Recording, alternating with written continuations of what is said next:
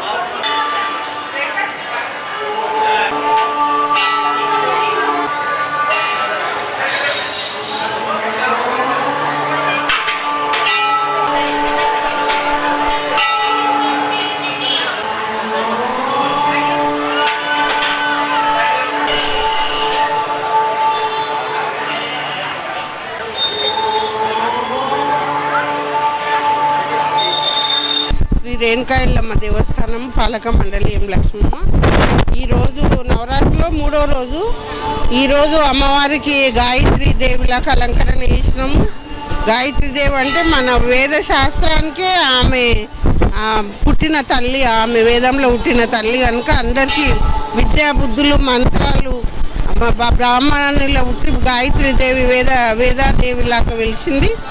ఆ తల్లి ఈరోజు గాయత్రీదేవిలాగా ఇక్కడ దర్శనమిస్తుంది. రేణుకా ఎల్లమ్మ తల్లి అందరికీ తెలివినిచ్చి పిల్లలకి అందరికీ మంచి తెలివిని ఇవ్వాలని మేము అమ్మవారికి ఇక్కడ పూజలు చేసినాము. గాయత్రీదేవి రూపంలో వెలుస్తుంది. అందరు కూడా భక్తులు మంచిగా వచ్చి అధిక సంఖ్యలో వచ్చి అమ్మవారిని దర్శనం చేసుకుంటున్నారు.